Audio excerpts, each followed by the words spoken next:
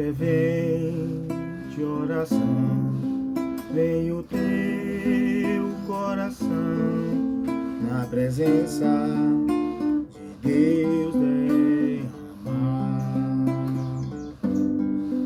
mas só podes fluir o que estás a pedir quando tudo deixares.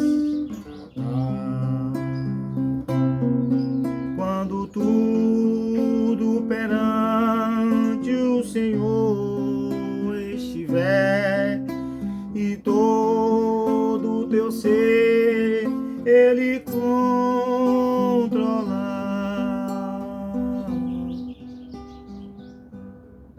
só então há de ver que o Senhor tens poder quando tudo deixares faltar.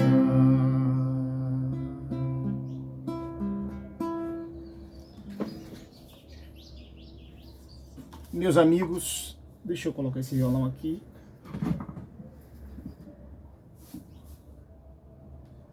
Estamos aqui mais uma vez para fazer uma reflexãozinha para os nossos amigos, meus amigos, irmãos, e que tem seguido alguns vídeos que a gente tem colocado aí. A nossa intenção é propagar conhecimento, divulgar conhecimento, falar da fé, falar da vida, falar da sua vida. Você é importante. Sua vida é importante. A gente passa por muitas dificuldades, por muitas agruras na vida, mas viver é importante. A vida é um dom de Deus para nós. Interessante que quantas pessoas tem no hospital, nos hospitais, nas guerras, nas batalhas, nas lutas? Eu que sou formado em história, principalmente eu gosto de história medieval, história antiga, e ver como é na vida. A vida era muito dolorida, sofrida a vida daquelas pessoas, principalmente na Idade Média, no medievo. Os historiadores gostam de dizer o medievo, as batalhas, as cidades.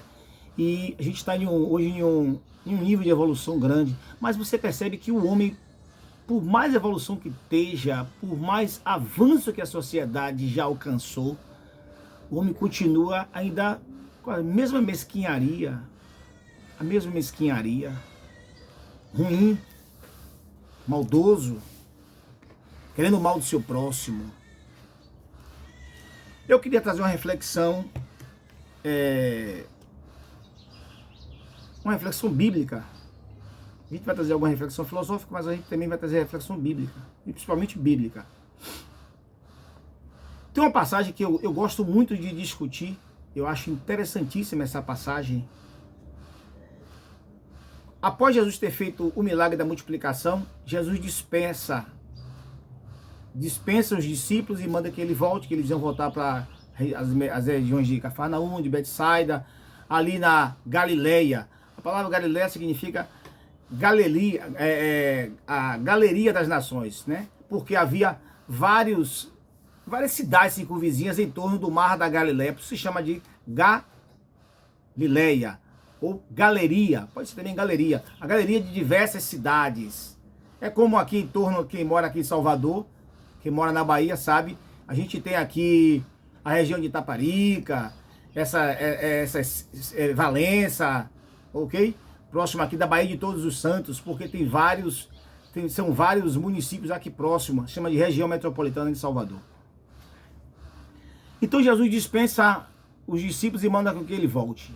Enquanto isso ele ficou próximo ali, ele foi ao monte orar.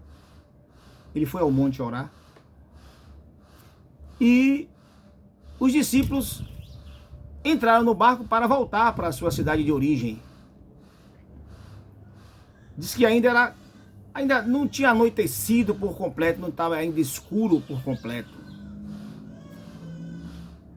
E foi aí que os discípulos entraram naquela luta contra o mar. Raios, tempestades, ventos. Que o mar da Galileia é um mar tranquilo. mas de vez em quando, ou de vez em outra, o vento oriental sopra no mar, dá no mar, e aí aquilo que era calma, que era tranquilidade, imagine, os discípulos voltando, todos tranquilos, todos alegres, satisfeitos com o que Jesus tinha feito, a multiplicação dos pães, observando os céus, o paraíso, né? Contemplando as estrelas, quem sabe até o céu tinha a lua, do nada o mar virou. Do nada virou. É como a nossa vida, né? Tá tudo certinho, tudo calminho, daqui a pouco a coisa entorna, saúde, doença, um bocado de coisa. Os discípulos se debateram, não obstante conhecedores do mar, conhecedores da navegação, anos ali pescando naquele mesmo mar, conhecedores como ninguém.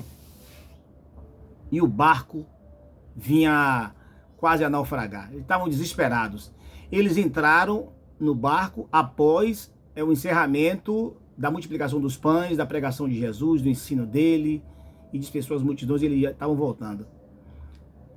Diz que na quarta vigília da noite, Jesus vem por cima do mar. Parece até uma brincadeira, uma coisa dessa. Por cima do mar. Quebrando a lei da gravidade. Gravitando. Por cima do mar está gravitando. Porque os discípulos achavam que iam perecer. Diz que Jesus estava orando, sai do monte, vem e diz que os discípulos, parece que eles continuaram no mesmo lugar. Olha, de onde eles estavam para onde eles iriam, é coisa de 2 horas e pouca de viagem, não mais do que isso. Porque o Mar da Galileia tem 21 quilômetros. 21 quilômetros de comprimento, diz que de largura, acho que é entre 13 e 15 de largura. Uma viagem de 2 horas e pouca. 21 quilômetros é mais do que Salvador e Itaparica. 21 quilômetros é mais do que Salvador e Itaparica. Tranquilo, o mar você passa, sem nenhum problema. E eles estavam se debelando, se destruindo pelo mar, com as ondas e o mar, e não saía do lugar. Diz que de vez em quando tem esses acontecimentos nesse mar da Galileia. E Jesus vem no meio do mar, em cima do mar, andando por cima do mar. Talvez você acredite, se você não acreditar, eu não tenho por que não acreditar. Ele criou o mar, criou a natureza, Deus criou absolutamente tudo, então eu não tenho por que não dizer que eu não vou acreditar numa coisa dessa, num fato desse.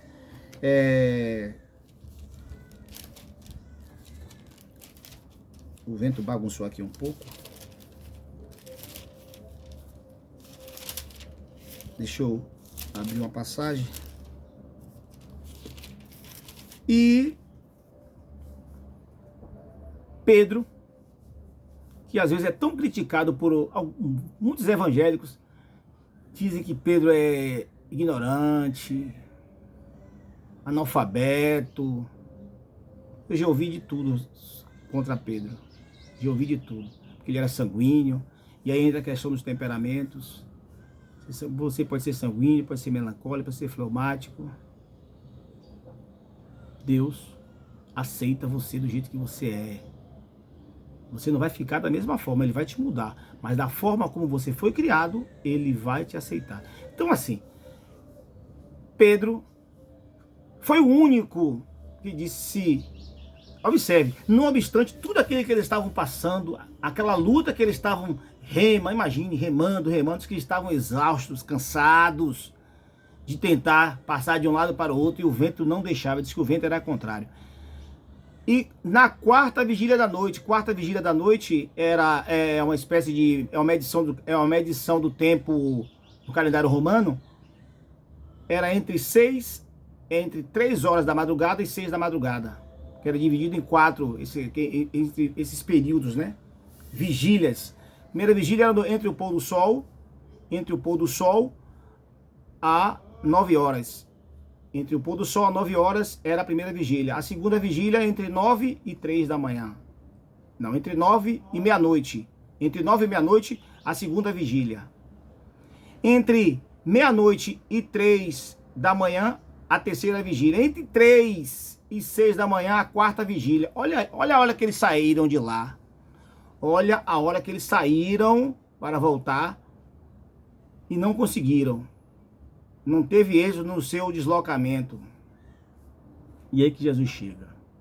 Quantas das vezes a gente se bate, se debela, luta, se faz absolutamente tudo e parece que você não sai do lugar. E aí Jesus vem como Salvador.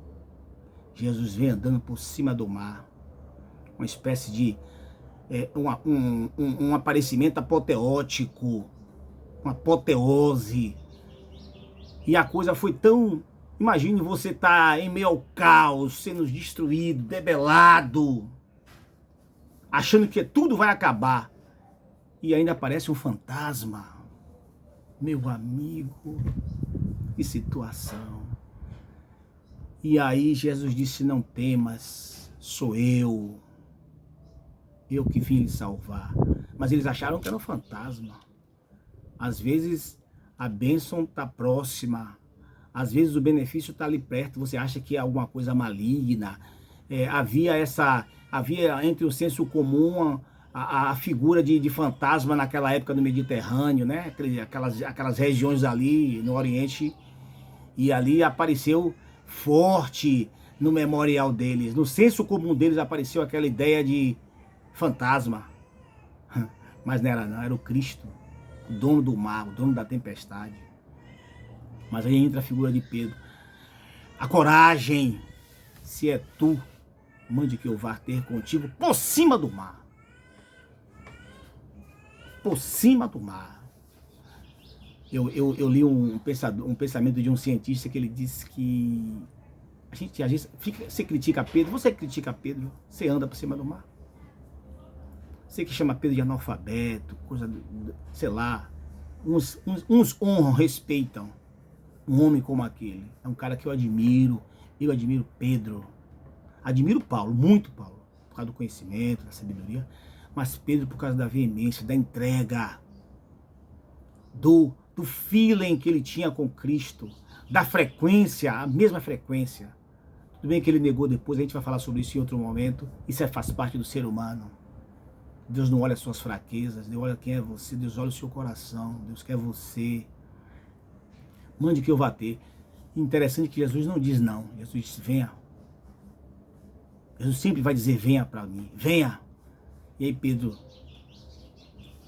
muita coragem, velho. A gente fala, diz um bocado de coisa, mas você tem essa coragem? Sair de dentro do barco. Agora, foi ele que mandou, foi o mestre. Se o mestre não mandou, não vá não, irmão. Não vá não, que é barrote. Pode ter consequências danosas.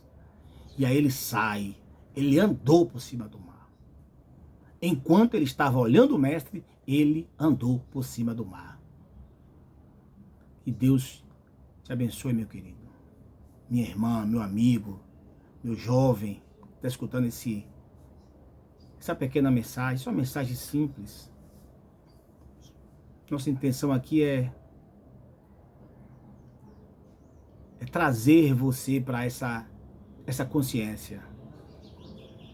Eu discuti muito na faculdade com vários colegas, porque eu queria entender um pouco a fé. Tem um livro de Jos McDowell, Evidência que exige um veredito. Evidência que exige um veredito. Outra hora eu até vou pegar ele, deixa eu ver se eu vejo ele com mais facilidade. Não, outra hora eu pego. Ele deve estar em algum lugar aqui. Aqui, achei. Evidência, na verdade são evidências que exigem um veredito. É um livro muito bom. Ele tenta trazer por A mais B, tenta trazer num tocante a utilização da razão para entender um pouco o porquê a gente segue a esse Deus. Que Deus abençoe a sua vida de maneira poderosa. Abraço no coração, beijo no coração.